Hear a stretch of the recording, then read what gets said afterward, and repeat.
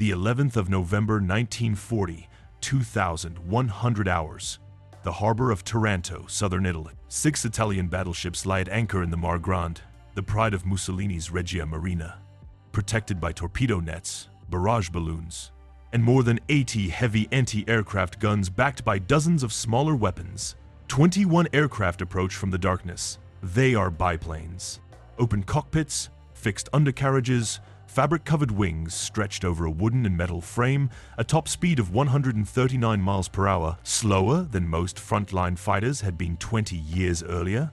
The Royal Navy's own pilots called them Stringbags, a joke that the aircraft could carry almost anything you strapped to it, the way a housewife's string shopping bag could hold whatever you crammed inside.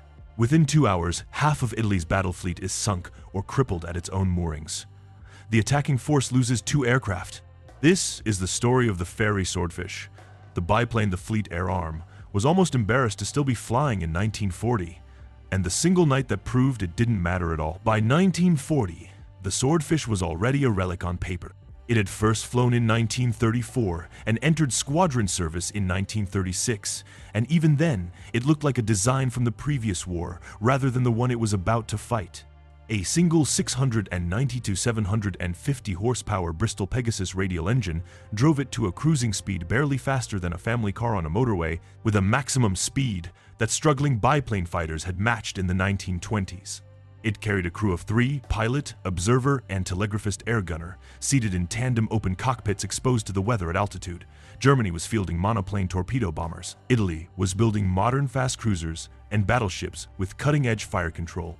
And the fleet air arm was still flying an aircraft with wire bracing between its wings, because nothing built to replace it was ready. Naval aviation itself was still treated as a supporting act to the battleship by admiralties across Europe. Capital ships anchored inside a defended harbor were widely considered untouchable, protected not just by guns and nets, but by simple physics. Standard aerial torpedoes, once dropped, plunged deep before leveling out and beginning their run, often 50 feet or more beneath the surface.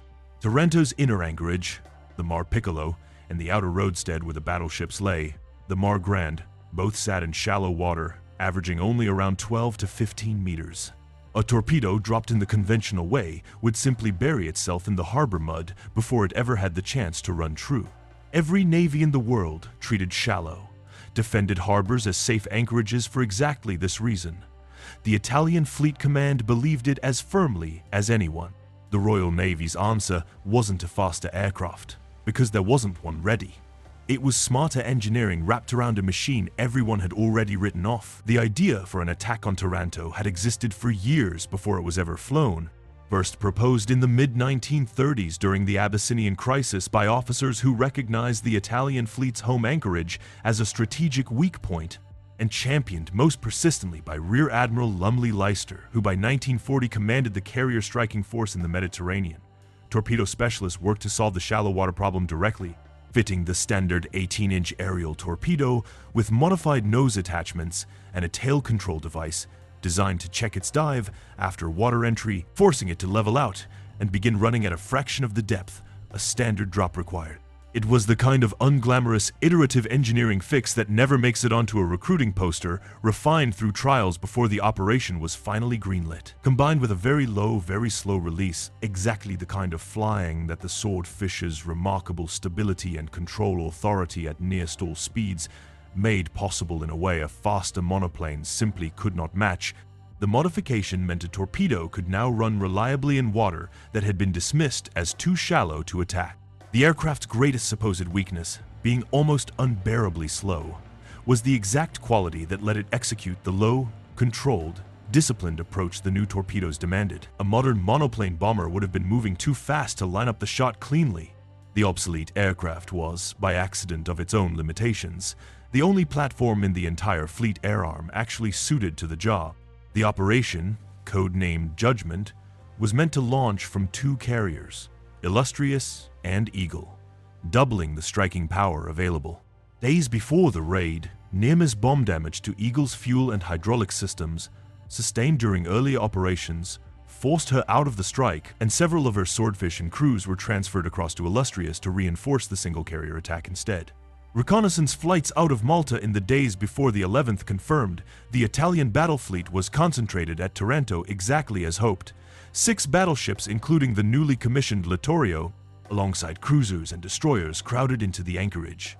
A storm in the days before the raid had also knocked down a significant number of the harbor's barrage balloons, thinning a defensive barrier that would otherwise have made the low-level torpedo runs far more dangerous, an advantage the attacking crews would not fully appreciate until they were already inside the harbor. If you're finding this deep dive into Royal Navy aviation interesting, subscribing takes a second and supports the channel. Admiral Andrew Cunningham, commanding the Mediterranean fleet from his flagship, gave the final order, and illustrious, under Captain Dennis Boyd, launched her strike in 2 waves, roughly 200 nautical miles from the target, near the limit of the Swordfish's range, even with long-range fuel tanks fitted in place of the rear cockpit's normal equipment. The first wave of 12 aircraft, led by Lieutenant Commander Kenneth Williamson, went in just before 11 at night. 6 carried torpedoes. The rest carried bombs and parachute flares to illuminate the anchorage and strike secondary targets, including the seaplane base and oil storage tanks. Anti-aircraft fire opened up the moment the first flares dropped, tracer and shell bursts filling the air over an anchorage that suddenly had nowhere left to hide its ships. The Swordfish flew through it at little more than wave-top height, holding courses barely faster than a light aircraft today, lining up torpedo runs against battleships that outweighed each of their attackers by something close to 10,000 times. Williamson's own aircraft was hit and shot down during his run at the battleship Conte di Cavour. He and his observer, Lieutenant Norman Scarlett, survived and were taken prisoner.